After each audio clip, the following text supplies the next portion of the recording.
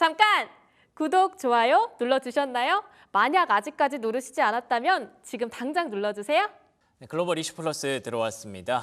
이 시간 정말 숨막히게 국제 정세가 돌아가고 있는 이 시간 비트코인 시장, 가상화폐 시장은 어떻게 돌아가고 있는지 블록체인 전략연구소 배운철 소장 모셨습니다. 안녕하십니까? 반갑습니다. 네, 반갑습니다.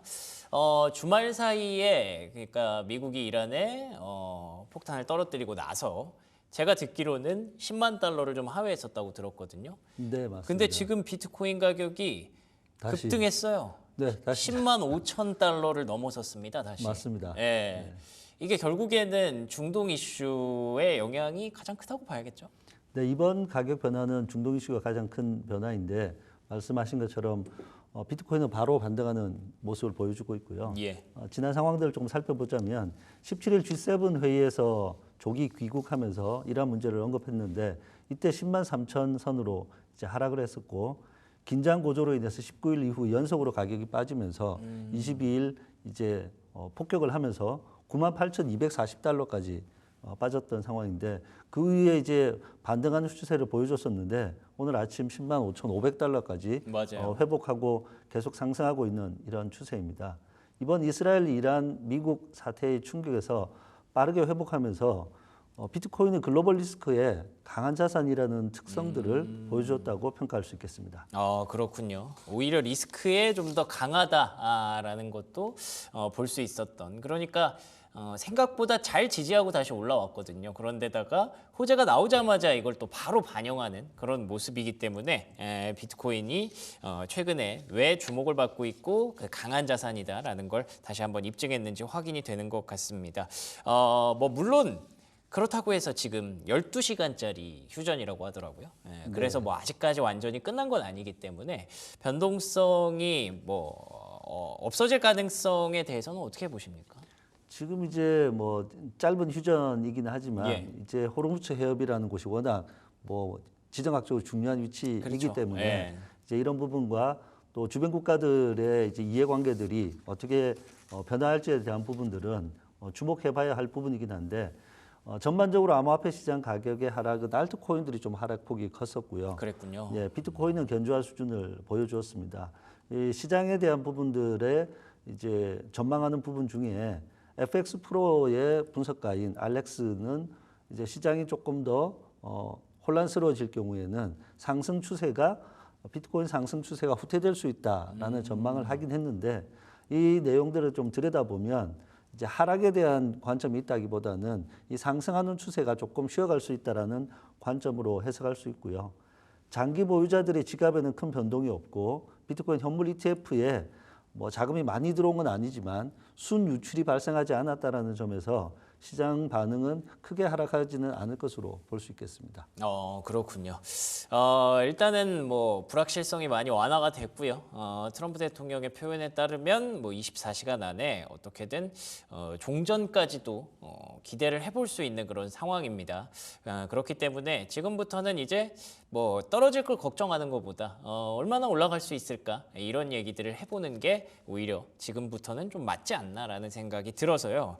요즘 시장에 가장 관심을 갖고 있는 그 스테이블 코인 얘기 한번 해보도록 하겠습니다. 스테이블 코인 요즘 뭐 그냥 그 키워드만 써놓으면 다 난리예요. 진짜로 뭐 묻으면 간다 뭐 이런 표현이 과언이 아닌 상황인데 어떻게 보고 계세요? 네, 이제 암호화폐 시장에서의 큰 메가 트렌드 하나로 이제 스테이블 코인이 자리를 잡고 있고요. 예. 이 스테이블 코인과 관련해서는 규제 지원, 서클의 약진, 관련 기업들의 대응 전략이라는 세 가지로 바라볼 수 있겠습니다. 지난 17일 스테이블 코인 발행과 관련된 지니어스 법안이 상원을 통과했고 특별한 일이 없으면 하원 통과와 대통령 승인이 곧 날 것으로 보이기 때문에 확실한 규제 지원이 되고 있고요. 다음으로는 이제 지금 핫한 기업 중에 하나인 서클을 볼 수 있는데 예. 6월 5일 상장했을 때 공모가는 31불이었고요. 상장 시초가는 69불이었는데 그날만 168% 상승을 했고 그랬죠. 어제도 이제 10% 상승하면서 지금 263달러로 마감을 했습니다. 거의 연일 최고 300달러까지 갔었어요. 300달러 근접해서 예. 좀 빠졌던 그런 예. 상황입니다. 그래서 이런 서클은 미국에서 이제 지원을 하고 있고 또 코인베이스가 합작을 하고 있고 공식적으로 상장되어 있는 유일한 기업이다 보니까 네. 지금 스테이블 코인과 관련된 이슈의 혜택을 독점하고 있는 그런 상태로 보이고요. 다음으로는 이제 지난주에도 얘기 드렸던 것처럼 월마트, 아마존과 같은 대형 유통업체들이 자체 스테이블 코인을 발행하겠다라는 것들을 계획하고 있는 부분들과 예. 이제 주요 은행사들이 이제 스테이블 코인 발행으로 사업에 대한 변화들이 생기기 때문에 JP 모건, 뱅크 오브 아메리카, 시티그룹, 웰스파고 등이 기술 기업들과 제휴해서 공동으로 스테이블 코인 발행을 검토하고 있다는 부분들이 있어서 앞으로 스테이블 코인과 관련된 사업들을 좀 주목해 봐야 될 것으로 보이고요. 국내에도 이와 관련해서 디지털 페이 사업을 하는 기업들이 좀 주목을 받고 있는 상황입니다. 맞습니다. 예.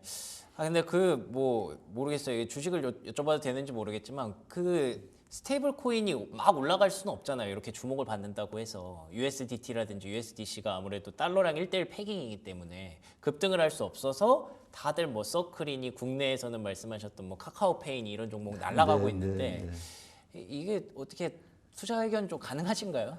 스테이블 코인은 그 코인 자체는 뭐 1대1로 패깅되어 있는 부분인데 예. 스테이블 코인 자체의 발행량이 늘어날 경우에 이 발행사들은 사실은 그냥 아주 쉬운 형태의 구조로 투자 수익을 얻을 수 있기 때문에 네. 이제 해당되는 발행 기업들과 발행 기업들의 시장에 대한 유통량, 시장에 대한 영향력들을 본다라고 하면 충분히 투자할 기회들이 있습니다. 오, 그렇군요. 뭐 지금 막 이렇게 날아가고 있을 때 잡는 거는 쉽지는 않겠지만, 예, 뭐 조정이 나오면 언제든지 담아봐도 이게 아무래도 메가 트렌드니까, 그렇죠? 네, 뭐 지금 글로벌 시장에서는 워낙 서클의 지금 추세나 저 포지셔닝이 독점적이기 때문에 그러니까 사실 여쭤보고 싶은 게 서클 사도 돼요거든요.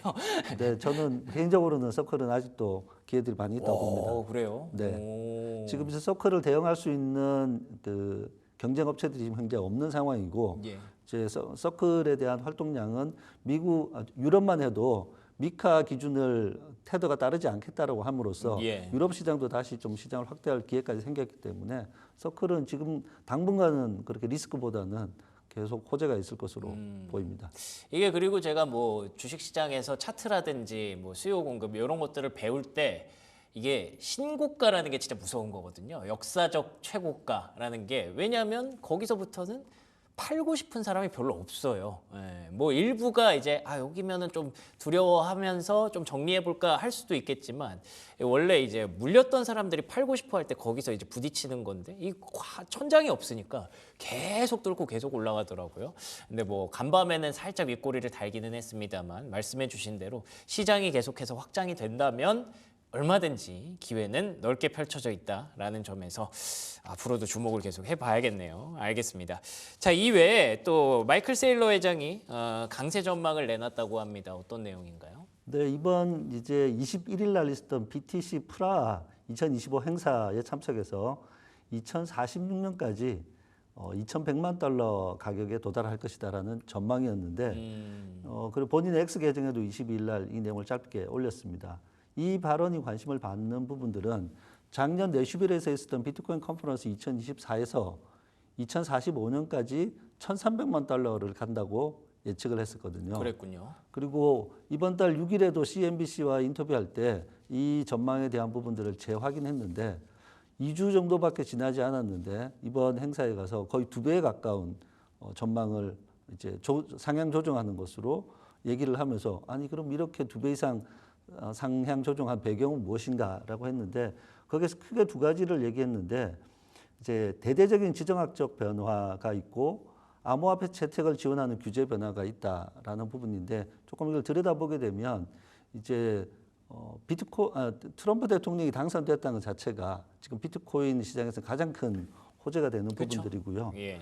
그리고 이와 관련해서 이제 미국 각 주에서도 비트코인을 비축 자산으로 검토하겠다라는 부분들이 진행되고 있고 어제 이제 텍사스에서 상원 법안 20일에서 이제 의미가 있는 부분들은 공적 자금으로 비트코인을 구매할 수 있는 쪽으로 법안이 통과가 되었습니다. 이제 이 부분이 매우 중요하고 이어서 볼 수 있는 부분들은 암호화폐 채택과 관련해서는 이 국가적 비축뿐만 아니라 기관 그리고 기업들이 매수 전략들을 가져가고 있다라는 부분들이 큰 하나의 흐름으로 자리 잡고 있는 부분들이 가격 상승의 배경으로 볼 수 있겠습니다. 그렇군요. 그래서 그런지 점점 더 글로벌 기관들의 비트코인 매수세가 강화되고 있다는 얘기가 있어요. 그래서 이제 스트래티지 이후에 기업들과 또 작년 ETF 승인 이후에 기관들의 예. 자금들이 들어오는 부분들을 좀 주의 깊게 살펴볼 부분들이 있는데 네네. 이제 이 내용을 이제 전체적으로 보는데 상장사 131곳 중에서 비트코인을 83만 2,704개 원화 기준으로는 약 121조 원에 달하는 규모로 예. 매수를 하고 있다는 부분이고요.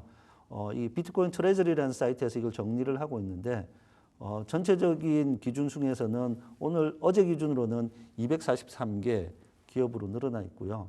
이게 기업들이 비트코인을 전략적 또는 재무적 자산으로 보유하는 것이 매우 중요한 재무 전략이 되겠구나라는 부분을 이해하고 채택하고 있다는 부분들이 주목할 부분들입니다. 예. 그래서 실제로 미국의 뭐 샘러 사이언티픽 이런 회사도 전략을 좀 공식화했다고 하고요. 국내에서도 뭐 비트맥스 어제는 또 위메이드 얘기도 좀 나오더라고요. 이런 흐름들에 대해서 어떻게 보시는지 궁금하네요. 네, 샘러 사이언티픽은 헬스테크 기업이고요. 예. 이번에 주목을 받게 됐던 부분들은 매우 구체적으로 비트코인 보유 계획을 발표했다는 부분들인데 현재는 4,449개를 보유하고 있는 수준이고 전체 기업들 순위에서는 한 14위 정도 됩니다. 예. 근데 올해 말까지 이제 10,000개, 내년 말까지 42,000개, 그리고 2027년 말까지 10만 5천 개를 보유하겠다라고 하면서 전체 2,100만 개의 비트코인 발행량 중에서 0.5%를 보유하겠다는 의미가 되는 것이거든요.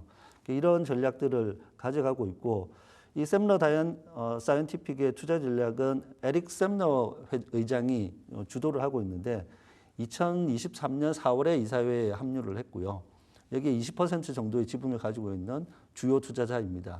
그런데 이 전략이 마치 마이클 셀러 의장이 주도하는 것 같은 전략으로 가고 있어서 예. 주목을 하고 있습니다. 예, 말씀드린 대로 그리고 또 국내에서도 이런 기업들이 네. 주목을 받고 있는데 말씀하신 것처럼 이제 비트맥스가 이제 매우 공격적으로 예. 2월부터 이제 회사명을 바꾸면서 이제 재무 전략을 세우고 있고 원래는 이제 위메이드가 원래 1등이죠. 제일 많이 가지고 있긴 했었죠. 그래서 그 부분에서 이제 뭐 위메이드는 그걸 전략적으로 하겠다기보다는 워낙에 이제 크립토 쪽 사업을 하다 보니까 맞아요. 확보된 것이 있었는데 이제 국내에서도 이런 전략이 있는 것이고 스트래티지 이후 주목해야 될 기업 중에 하나는 일본에 있는 이제 메타플래닛이라는 기업입니다.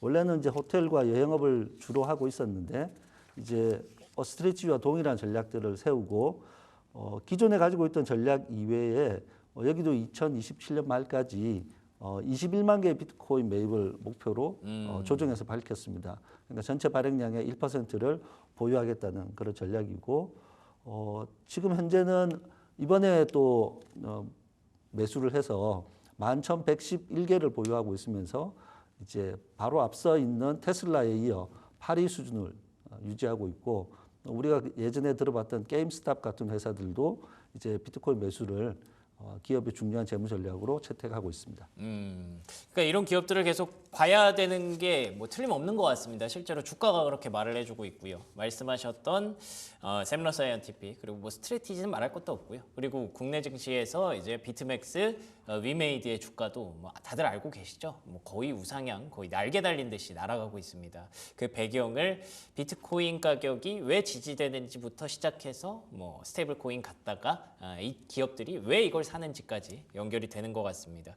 그래서 국내에서도 계속 그 어떤 제도 개선 논의가 활발한 걸로 알고 있는데 이재명 정부 들어서 비트코인 현물 ETF 국내에도 좀 도입될 가능성이 높다고 기대를 하고 계신 걸로 알고 있어요. 어느 정도까지 보고 계십니까? 뭐 지금 이제 주요 공약 사항 중에 하나로 비트코인 현물 ETF 연내 도입을 언급했기 때문에 그동안 이게 작년 이후도 내내 이런 얘기들이 있어 왔기 때문에 이제 비트코인 현물 ETF가 도입이 된다라고 하면 투자하는 기관뿐만 아니라 우리 기업들과 개인들에게도 좋은 투자의 기회가 열릴 것으로 보이고요. 이제 국내 비트코인 현물 ETF로 도입하기에 앞서서 우리가 국내 증권사를 통해서 미국 현물 ETF를 거래할 수 있는 부분들을 조금 열어주는 것도 우선 검토할 수 있겠다라는 부분들이고요.